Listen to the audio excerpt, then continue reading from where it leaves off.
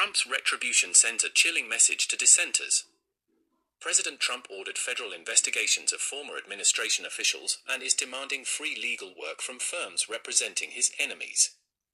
He also threatens to impeach judges and deport protesters. This shows dissent won't be tolerated under his potential second term. Please subscribe to my channel.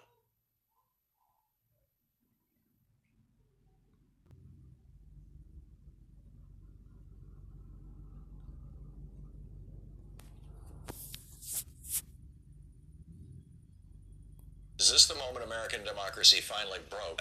A couple of executive orders that Donald Trump signed yesterday. One was the demand that the Department of Justice open a criminal investigation into Chris Krebs and Miles Taylor. Chris Krebs used to be the director, the number one guy at the Cybersecurity and Infrastructure Security Agency of the federal government, CISA, C-I-S-A. And his job was to oversee the integrity of our elections. And in 2020, he came out and publicly said, as an official in the Trump administration, that there was no evidence of any meaningful fraud, or crimes committed or theft or whatever in the 2020 election. For that, Trump fired him, but now he wants him prosecuted for telling the damn truth. Miles Taylor is the guy who, when he was working in the Trump administration, he was the chief of staff at the Department of Homeland Security, published a piece in the New York Times under the title Anonymous, saying that some of us are trying to fight back against the Trump agenda. He broke no laws. He revealed no, secret information. He committed no libel. If he had done any of the above, he would already be in jail or would be being prosecuted for libel. But he dared to publish a book after he left office pointing out what an incompetent bumbleblank Donald Trump is. And so Trump wants him prosecuted by Pam Bondi in the Department of Justice. Now, back 1,000 years ago or more, well, I'm not sure exactly when it was, but the British government had this thing called Bills of Attainder. And a Bill of Attainder is where the legislature passes a law that says specifically Joe Blow, or in this case Thomas More, must go to prison or must be executed. No trial, no due process, no legal process. But here's what's interesting about Bills of Attainder. Two things. First off, this was one of the main things that the founders of our republic objected to, and it's why it's written into our Constitution. Congress shall pass no bills of attainder. But secondly, the kings of England did not have this power. Henry VIII wanted to go after a bunch of people. He had to beg the Parliament to do it. Bills of attainder could only be passed by Parliament. Well, here in the United States, they can't be passed by Congress because the Constitution specifically outlaws it. So the last time Trump ordered a prosecution of somebody, it went to court, and one of the judges asked the attorney for the Trump administration, in this case hasn't been resolved yet, is this not a bill of attainder? Is this not the equivalent? Donald Trump saying this, and the person said, yeah, but bills of attainder are specifically prohibited by the Article 1 of the Constitution, which speaks to the powers of Congress, and there's no mention of them in Article 2, which speaks to the powers of the executive branch of the president. And therefore, it's not illegal, even though you could call it a bill of attainder, which is just nuts. But so number one, this is a massive overreach. I mean, I'm just astonished, and I'm curious what your thoughts are on this. Why this didn't lead every news story for the last 18 hours since Trump did this yesterday afternoon. Why has this not been the top story? Why was this not the top screaming headline in the New York Times? This is turning America into a police state. Refresh your home with a full makeover inside and out at Farmers Home Furniture. Drift into sweet dreams with the This is turning America into a police state. when the king or the leader or the president can simply identify some individual and say, go after this person.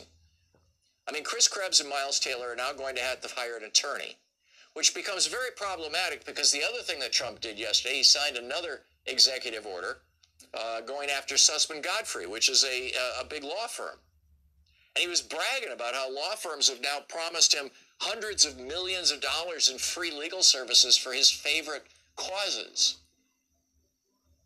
I mean, this is a clear violation of the Sixth Amendment, which guarantees your right to a trial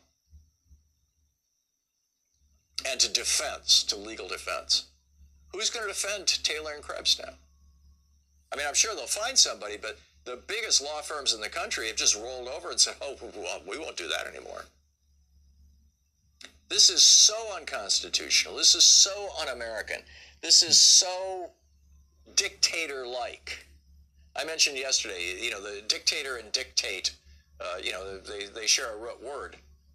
And a dictate is, a proclamation. That's what Trump is doing. He's governing by dictate. He's governing by executive order.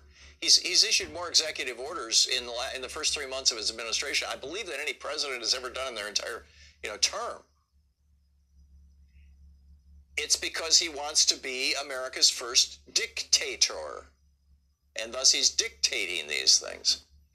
I mean, this politicization of the Justice Department is supposed to operate independently. We thought we learned this lesson with Richard Nixon coming up with an enemies list. But even Richard Nixon didn't say, hey, prosecute this person.